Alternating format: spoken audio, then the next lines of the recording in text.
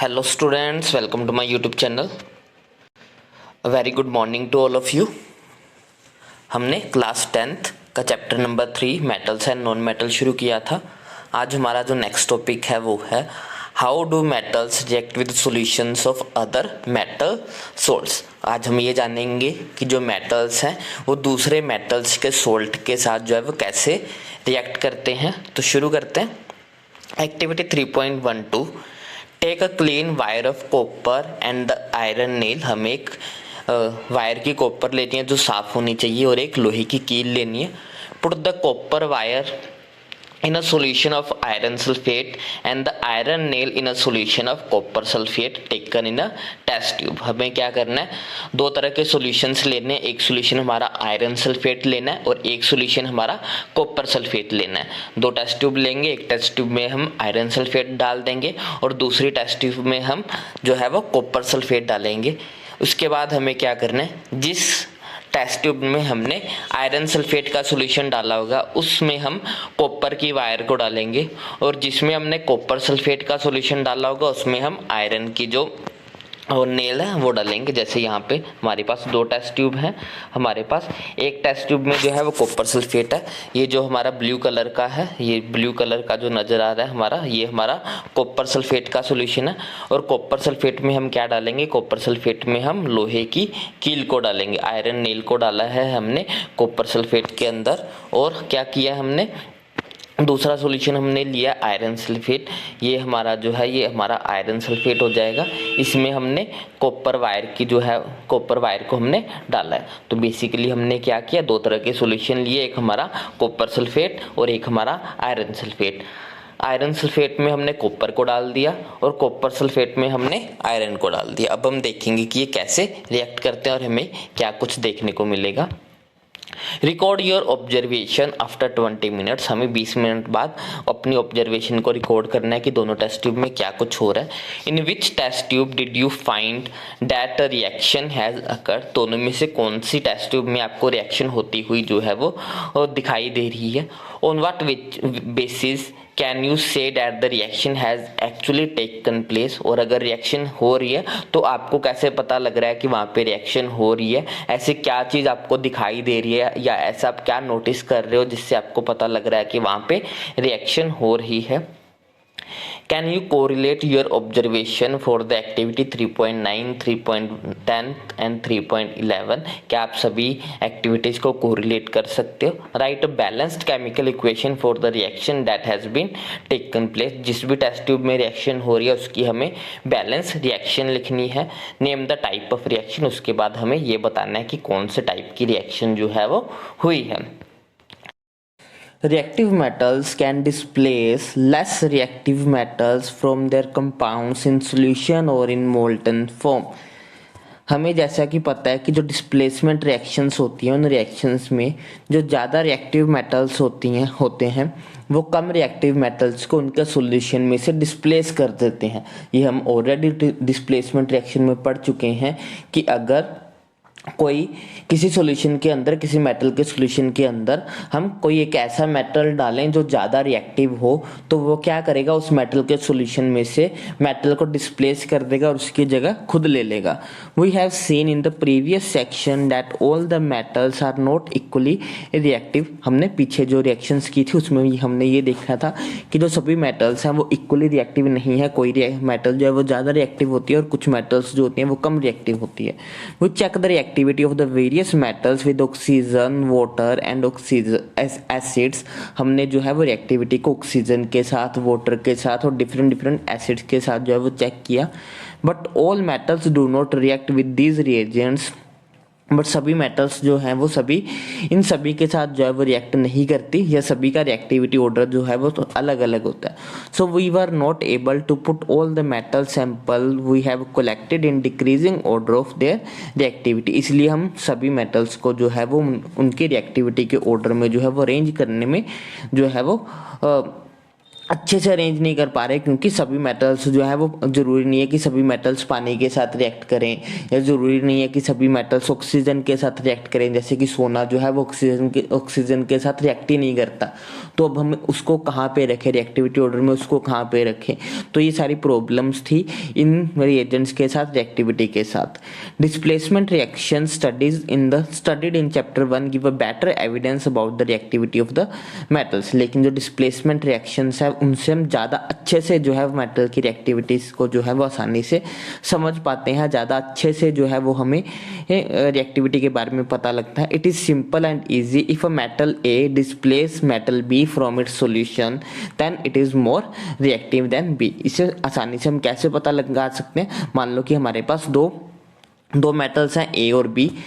A metal का solution है, अगर उसमें बी डालें, अगर बी ने उसको डिस्प्लेस कर दिया तो वो ज़्यादा रिएक्टिव होगा, अगर उसने डिस्प्लेस नहीं किया बी ने तो वो कम रिएक्टिव होगा।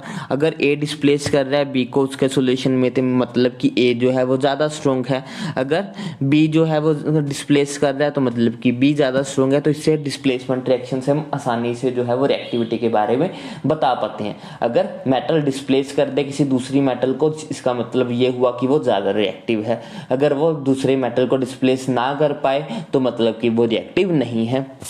यहाँ पे हम एक एग्जांपल से रिएक्शन के एग्जांपल से समझ सकते हैं। मेटल ए है प्लस उसमें हमने सोल्ट ऑफ सॉल्यूशन बी डाला है, मींस कि बी मेटल का जो है वो सॉल्यूशन डाला है। रिएक्शन होने के बाद अगर डिस्प्लेसमेंट रिएक्शन हो जाती है, डिस्प्लेसमेंट रिएक्शन होगी तो सोल्ट सॉल्यूशन बन जाएगा ए का और मेटल बन जाएगी बी। तो हमारा जो होगा वो मेटल ए जो होगी वो ज़्यादा रिएक्टिव होगी एज कंपेयर टू बी। अगर डिस्प्लेसमेंट रिएक्शन हो रही है मीन्स कि मेटल ए बी को डिस्प्लेस कर रहा है, इसका मतलब ये होगा कि मेटल ए जो है वो ज़्यादा रिएक्टिव होगा as compare to metal B.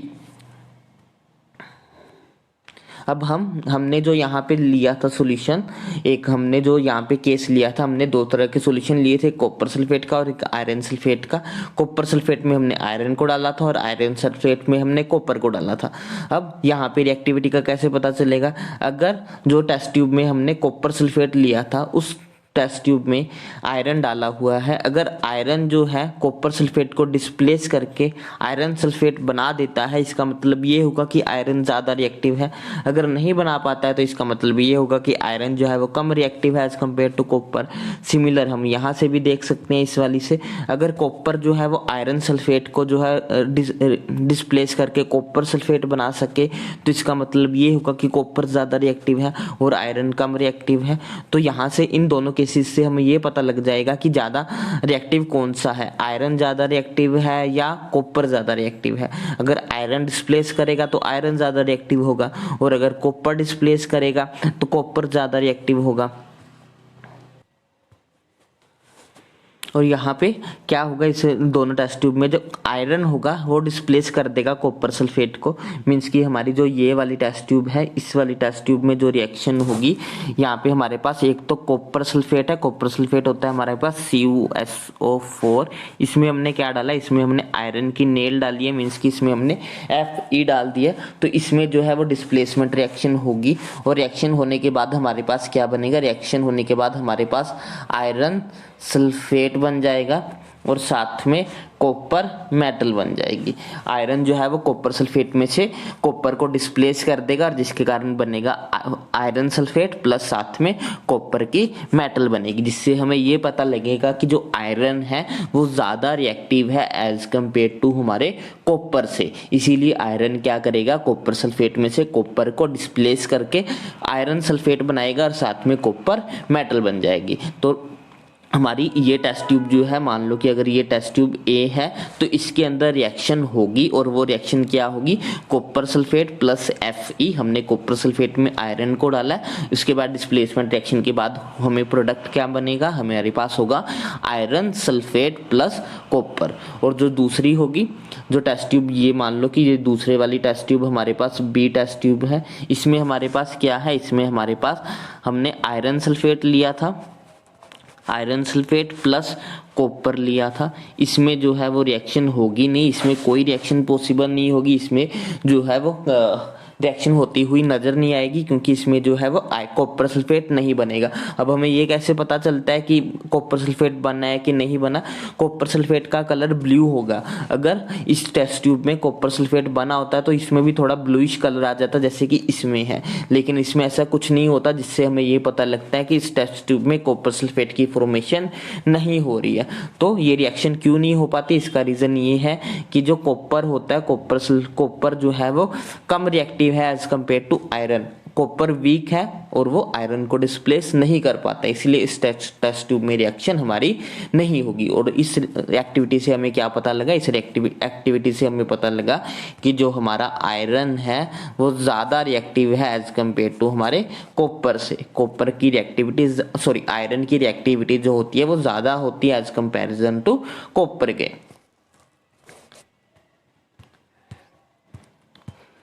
Next हमारे पास रिएक्टिविटी सीरीज है, एक ऐसी सीरीज जिससे हमें ये पता लगता है कि कौन सा मेटल ज्यादा रिएक्टिव है और कौन सा मेटल कम रिएक्टिव है। ये रिएक्टिविटी सीरीज आई कहाँ से? बार बार ये अलग अलग मेटल्स के साथ इसी एक्सपेरिमेंट को जो है वो अलग अलग मेटल्स के साथ रिपीट किया गया, और उनकी जो जो ऑब्जर्वेशन हमारे पास आई उस ऑब्जर्वेशन की हेल्प से हमने एक सीरीज बनाई, और उसी सीरीज को हम बोलते हैं रिएक्टिविटी सीरीज।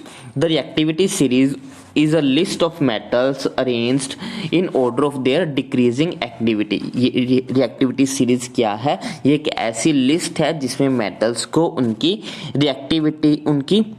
रिएक्टिविटी के अकॉर्डिंग डिक्रीजिंग ऑर्डर में सेट किया गया। मींस कि सबसे ज्यादा रिएक्टिव मेटल्स को ऊपर रखा गया और कम रिएक्टिव मेटल्स को नीचे रखा गया। जो सबसे ज्यादा स्ट्रॉन्ग रिएक्टिव मेटल है, जो सबसे ज्यादा स्ट्रॉन्ग मेटल है, उसको सबसे ऊपर रखा गया, और जो सबसे कम रिएक्टिव है उसको सबसे नीचे रखा गया। तो रिएक्टिविटी सीरीज क्या है? ये एक लिस्ट है मेटल्स की जिसमें उनको उनकी एक्टिविटीज के डिक्रीजिंग ऑर्डर पे जो है वो अरेंज किया गया है। After performing displacement experiments, the following series known as the reactivity और the activity series have been deployed। बार बार जो है हमने डिस्प्लेसमेंट एक्सपेरिमेंट किए अलग अलग मेटल से, जिससे हमारे पास एक सीरीज बनी। उस सीरीज के अकॉर्डिंग उस सीरीज में हमने मेटल्स को जो है उनकी रिएक्टिविटी के अकॉर्डिंग जो है वो सेट किया। जो मोस्ट रिएक्टिव मेटल्स हैं वो सबसे ऊपर है, और जैसे जैसे हम नीचे जाएंगे तो रिएक्टिविटी जो है वो डिक्रीज होती जाती है, और सबसे नीचे जो है वो लीस्ट रिएक्टिव है, मीन्स की सबसे कम रिएक्टिव मेटल जो है वो सबसे नीचे है। सबसे ज्यादा रिएक्टिव ऊपर है, और जैसे जैसे हम नीचे की तरफ जाते हैं तो रिएक्टिविटी डिक्रीज होती चली जाती है, और सबसे कम रिएक्टिव हमारा सबसे नीचे प्रेजेंट है रिएक्टिविटी सीरीज के अंदर।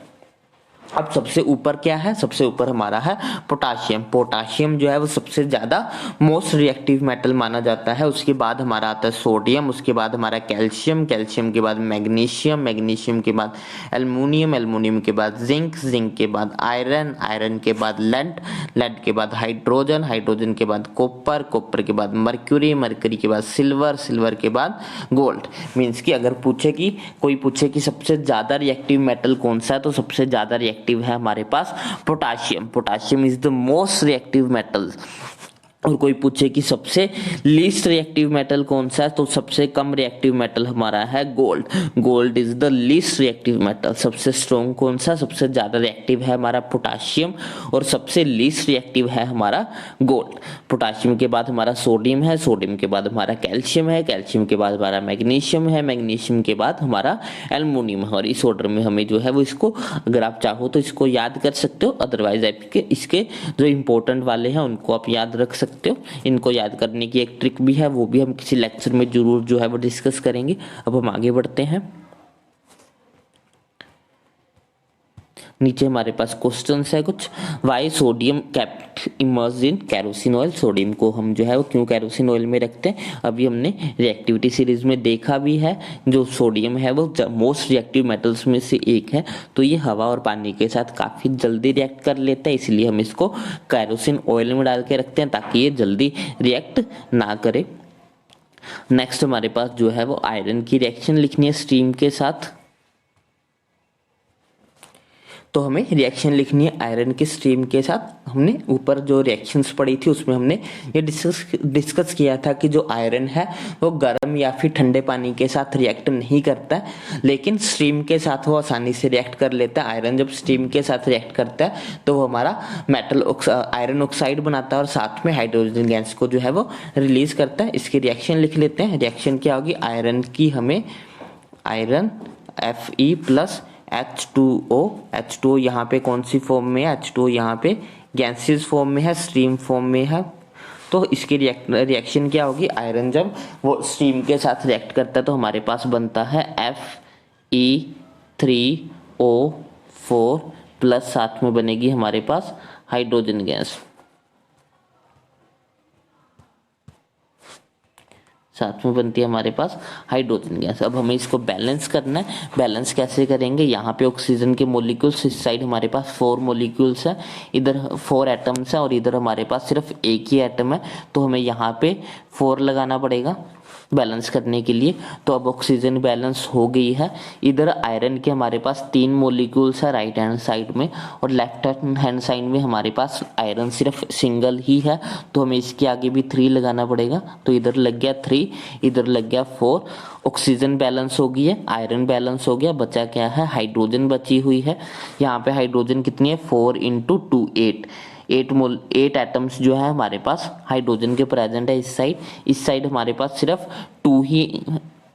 2 एटम्स ही जो है वो हाइड्रोजन के प्रेजेंट है। तो हमें यहाँ पे 8 करने के लिए आगे 4 लगाना पड़ेगा। अब ये 4 × 2 = 8 हो गया। हमारी रिएक्शन बैलेंस भी होगी। 3Fe + 4H2O gives us Fe3O4 + 4H2। ये हमारी बैलेंस रिएक्शन होगी आयरन की विद स्ट्रीम। ये जी क्या रिप्रेजेंट कर रहा है, ये जी रिप्रेजेंट कर रहा है कि ये स्ट्रीम है, मींस कि ये भाप है, भाप के साथ ही जो है वो आयरन रिएक्ट करता है। ये गर्म या फिर ठंडे पानी के साथ रिएक्ट नहीं करता है। नेक्स्ट हमें लिखनी है calcium and potassium with water. हमें कैल्शियम और पोटाशियम की जो है वो वाटर के साथ रिएक्शन लिखनी है। तो कैल्शियम क्या होता है, कैल्शियम हमारे पास होता है Ca हमारा हो गया कैल्शियम। इसकी हमें रिएक्शन लिखनी है वाटर के साथ, मीन्स की H2O के साथ इसकी रिएक्शन लिखेंगे। तो हमारे पास क्या बनेगा, हमारे पास बनता है कैल्शियम हाइड्रोक्साइड। कैल्शियम हाइड्रोक्साइड होता है CaOH2, साथ में निकलेगी हाइड्रोजन गैस,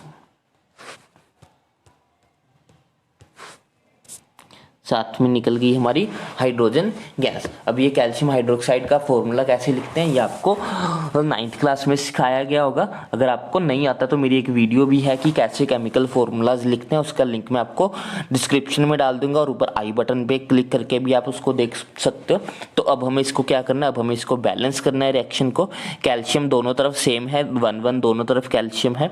ऑक्सीजन देखिए, ऑक्सीजन जो हमारी राइट हैंड साइड है उस तरफ हमारे ऑक्सीजन के 2 मोलिक्यूल्स है और हमारी लेफ्ट हैंड साइड में ऑक्सीजन का सिर्फ एक ही है, तो उसको 2 करने के लिए हमें यहाँ पे 2 लगाना पड़ेगा। अब हमें जो है वो हाइड्रोजन को बैलेंस करना है। यहाँ पे 2 × 2 4 हाइड्रोजन्स है, इधर भी 4 हाइड्रोजन्स है। अब हमारी रिएक्शन पूरी तरह से बैलेंस है। अब इसमें हमें कुछ भी नहीं करना है। ये हमारी रिएक्शन होगी Ca + 2H2O gives us calcium hydroxide plus hydrogen gas. Next हमें इसकी पोटाशियम के साथ लिखनी है। पोटाशियम के साथ इसकी रिएक्शन लिखते हैं। पोटाशियम क्या होता है, पोटाशियम हमारा होता है के की रिएक्शन हमें करनी है वाटर के साथ। हमें क्या मिलेगा, हमें मिलेगा पोटाशियम हाइड्रोक्साइड, मीन्स की KOH प्लस साथ में निकलेगी हाइड्रोजन गैस। अब रिएक्शन को बैलेंस कर लेते हैं। रिएक्शन में यहाँ पे 2 हाइड्रोजन्स है, यहाँ पे हमारे पास एक ही हाइड्रोजन, यहाँ पे हमारे पास 3 हाइड्रोजन्स है। बैलेंस करने के लिए क्या करते हैं, यहाँ पे 2 लगा देते हैं। अब जब यहाँ पे 2 लगेगा तो पोटाशियम 2 हो गया, उसको बैलेंस करने के लिए यहाँ भी 2 लगाना पड़ेगा। अब पोटाशियम दोनों तरफ बैलेंस हो गया। ऑक्सीजन देखिए यहाँ पे 2 है, यहाँ पे एक ही है, तो यहाँ पे 2 लगा देते हैं। यहाँ पे 2 लगाने से हमारे पास 2 ऑक्सीजन्स बन गई हैं। अब हाइड्रोजन देख लेते हैं। राइट हैंड साइड हमारे पास 4 हाइड्रोजन्स है और लेफ्ट हैंड साइड भी हमारे पास 4 हाइड्रोजन्स है। तो ये हमारी बैलेंस रिएक्शन है। 2K + 2H2O gives us 2KOH plus hydrogen gas. तो ये हमारी बैलेंस रिएक्शन हो जाएगी पोटाशियम के साथ वाटर की। नेक्स्ट हमारे पास क्या है, हमारे पास सैंपल्स हैं, कुछ सैंपल्स और 4 metals A, B, C, D were taken and added to the following solution one by one. The results obtained have been tabulated as follows. Question में बोल रहे हैं कि हमारे पास 4 मेटल्स हैं A, B, C, D. हमने क्या किया, उनको अलग अलग सॉल्यूशंस में डाला और जो जो हमारे पास ऑब्जर्वेशंस मिली उन ऑब्जर्वेशन से हमने एक टेबल बनाया है. हमारे पास 3-4 तरह के सॉल्यूशन है. एक तो हमारे पास आयरन सल्फेट है, एक हमारे पास कॉपर सल्फेट है, एक हमारे पास जिंक सल्फेट है और एक हमारे पास सिल्वर नाइट्रेट है. जब ए मेटल जो थी हमारे पास, जो हमारी ए मेटल थी, जब हमने उसको आयरन सल्फेट में डाला तो हमने देखा कि कोई रिएक्शन नहीं हुई. जब हमने उसको कॉपर सल्फेट में डाला तो हमने देखा कि वो डिस्प्लेसमेंट रिएक्शन शो कर रहा था. बी को जब हमने आयरन सल्फेट में डाला तो हमने देखा कि उसने डिस्प्लेसमेंट रिएक्शन शो की, और जब हमने जिंक सल्फेट में डाला तो कोई रिएक्शन हमें नज़र नहीं आई. जब हमने सी को आयरन सल्फेट में डाला तो हमें कोई रिएक्शन होती हुई नज़र नहीं आई. जब हमने कॉपर सल्फेट में डाला तो भी कोई रिएक्शन नहीं हुई. जिंक सल्फेट में डाला तो भी कोई रिएक्शन नहीं हुई. सिल्वर नाइट्रेट में डाला तो भी कोई रिएक्शन नहीं हुई. डी मेटल को जब हमने आयरन सल्फेट में डाला तो कोई रिएक्शन नहीं हुई. कॉपर सल्फेट में डाला तो कोई रिएक्शन नहीं हुई. जिंक सल्फेट में डाला तो कोई रिएक्शन नहीं हुई. सिल्वर नाइट्रेट में डाला कोई रिएक्शन नहीं हुई. सी को जब हमने सिल्वर नाइट्रेट में डाला था तो डिस्प्लेसमेंट रिएक्शन हुई थी. अब हमसे ये पूछ रहे हैं कि ए, बी, सी, डी में से सबसे ज़्यादा रिएक्टिव मेटल कौन सा है. पूछ रहे हैं कि इन चारों में से सबसे ज़्यादा रिएक्टिव मेटल कौन सा होगा.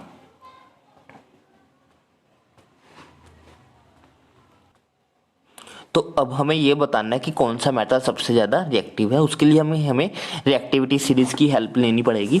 जब हम रिएक्टिविटी को सीरीज़ को देखते हैं तो हम देखते हैं कि हमारे पास यहाँ पे 4 चीज़ें हैं, आयरन, कॉपर, जिंक और सिल्वर. हमें इन चारों को ही रिएक्टिविटी सीरीज़ में देखना है, बाकियों को नहीं देखेंगे. जब हम इन चारों को रिएक्टिविटी सीरीज़ में देखते हैं तो हमें ये मिलता है कि जो हमारा जिंक है, जिंक रिएक्टिविटी सीरीज़ में सबसे ऊपर है.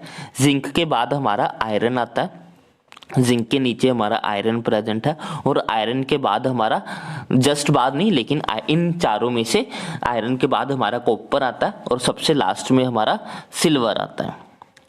अगर हम रिएक्टिविटी सीरीज को देखते हैं तो हमें ये देखने को मिलता है कि जो जिंक है वो सबसे ज़्यादा रिएक्टिव है, फिर हमारा आयरन आता है, फिर हमारा कॉपर आता है और फिर हमारा लास्ट में सबसे कम रिएक्टिव हमारा सिल्वर आता है. अब ये पूछ रहे हैं कि कौन सा मेटल सबसे ज़्यादा रिएक्टिव होगा. तो वो मेटल सबसे ज़्यादा रिएक्टिव होगा जो जिंक को डिस्प्लेस करेगा. लेकिन हम यहाँ पे ऑब्जर्वेशन टेबल में देख पा रहे हैं कि जिंक में किसी ने भी रिएक्शन शो नहीं की. बी ने भी कोई रिएक्शन शो नहीं की, सी ने भी कोई रिएक्शन नहीं शो की, डी ने भी कोई रिएक्शन नहीं शो की है जिंक सल्फेट के साथ. मतलब कि जिंक से ज़्यादा रिएक्टिव तो कोई भी नहीं है. अब जिंक के बाद कौन सा आ रहा है, जिंक के नेक्स्ट हमारे पास आयरन है. तो अब हम ये देखते हैं कि ऐसा कौन सा मेटल था जिसने आयरन को डिस्प्लेस किया था. तो आयरन को कौन से ने डिस्प्लेस किया था, आयरन के साथ सिर्फ एक ने ही डिस्प्लेसमेंट रिएक्शन शो किया और वो हमारा बी है. तो हमारा इनमें से सबसे ज़्यादा रिएक्टिव मेटल कौन सा होगा जो आयरन को डिस्प्लेस कर सकता है. और आयरन को किसने डिस्प्लेस किया है, आयरन को जो है वो बी ने डिस्प्लेस किया है. इसलिए बी जो होगा वो हमारा सबसे मोस्ट रिएक्टिव मेटल होगा. तो फर्स्ट का आंसर क्या होगा, फर्स्ट का आंसर हमारा होगा B metal is the most reactive metal. What would you observe if B is added to a solution of the copper sulfate solution? अब वो पूछ रहे हैं कि अगर B को हम कॉपर सल्फेट के सॉल्यूशन में डाल दें तो क्या होगा, क्योंकि वहां पे खाली ब्लैंक छोड़ी हुई है. मीन्स कि वो हमसे पूछ रहे हैं कि जब हम बी को कॉपर सल्फेट में डाल देंगे तो क्या होगा. अब ही हमने देखा कि जो बी है वो सबसे ज़्यादा रिएक्टिव मेटल था, उसने क्या आयरन को भी डिस्प्लेस कर दिया था. अब अगर वो आयरन को डिस्प्लेस कर सकता है तो वो कॉपर को भी आसानी से कर लेगा. तो यहाँ पे डिस्प्लेसमेंट रिएक्शन होगी. तो आंसर हमारा ये होगा कि if we add B in copper sulphate solution there will be a displacement reaction. B will displace the copper from the copper sulphate solution. इसके लिए हम रिएक्शन भी लिख सकते हैं, B plus copper sulphate gives us B sulphate साथ में हमें कॉपर मिल जाएगा। बी क्या करेगा, कॉपर सल्फेट में से कॉपर को बाहर निकाल देगा और कुछ खुद उसकी जगह पे अटैच हो जाएगा। तो ये हमारा आंसर होगा बी के लिए। थर्ड पार्ट में हमें ये पूछ रहे हैं कि arrange the metals A B C D in order of decreasing reactivity. हमें इनको डिक्रीजिंग ऑर्डर में जो है वो सेट करना है, सभी चारों को बताना। सबसे पहले तो हमें वही रखना है वो जो सबसे ज़्यादा रिएक्टिव है, और वो हमें पता लग गया कि वो कौन सा है, वो बी है। सबसे ज़्यादा रिएक्टिव तो बी है। अब आयरन के बाद रिएक्टिविटी सीरीज में क्या आता है, आयरन के बाद रिएक्टिविटी में कॉपर आता है। अब जो कॉपर को डिस्प्लेस कर सकता है वो इसके बाद वाला जो रिएक्टिव मेटल होगा। कॉपर को किसने डिस्प्लेस किया, कॉपर को डिस्प्लेस किया ए ने। तो बी के बाद क्या रहा होगा, बी के बाद आएगा हमारा ए वाला। अब हमारे पास उसके बाद कौन सा आया, जिंक को तो किसी ने भी डिस्प्लेस नहीं किया। सी ने जो है वो सिल्वर के साथ डिस्प्लेसमेंट रिएक्शन जो है वो शो की है, मींस की सी ने जो है वो सिल्वर को डिस्प्लेस किया, और सिल्वर जो है सबसे कम रिएक्टिव है।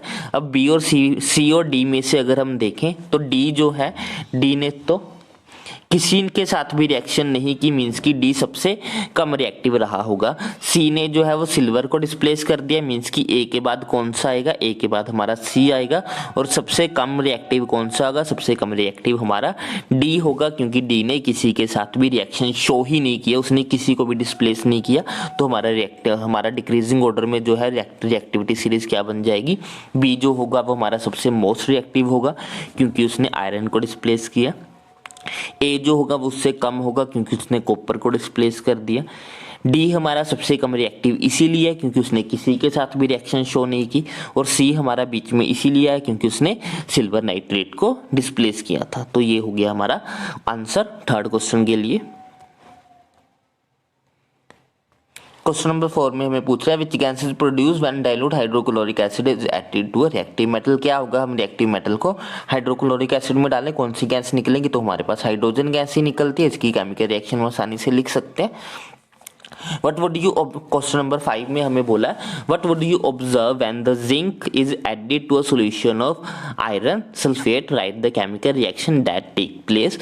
हमसे पूछ रहे हैं कि अगर हम जिंक को आयरन सल्फेट के सॉल्यूशन में डाल दें तो क्या होगा, हमें केमिकल रिएक्शन लिखनी है उसके लिए।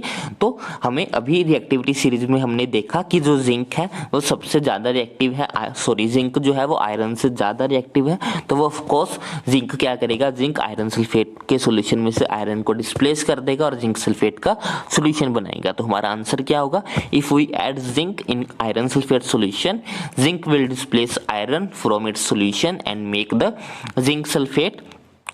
तो इसके लिए हम केमिकल रिएक्शन लिख सकते हैं। रिएक्शन हमारे पास क्या होगी, रिएक्शन होगी हमारी, जिंक को हमने डाला है, जिंक होता है Zn, उसको हमने डाला है आयरन सल्फेट में, आयरन सल्फेट होता है FeSO4। तो हमारे पास डिस्प्लेसमेंट रिएक्शन होगी, डिस्प्लेसमेंट में क्या बन जाएगा, जिंक सल्फेट बन जाएगा, साथ में हमारे पास आयरन जो है वो एज इट इज बाहर आ जाएगा।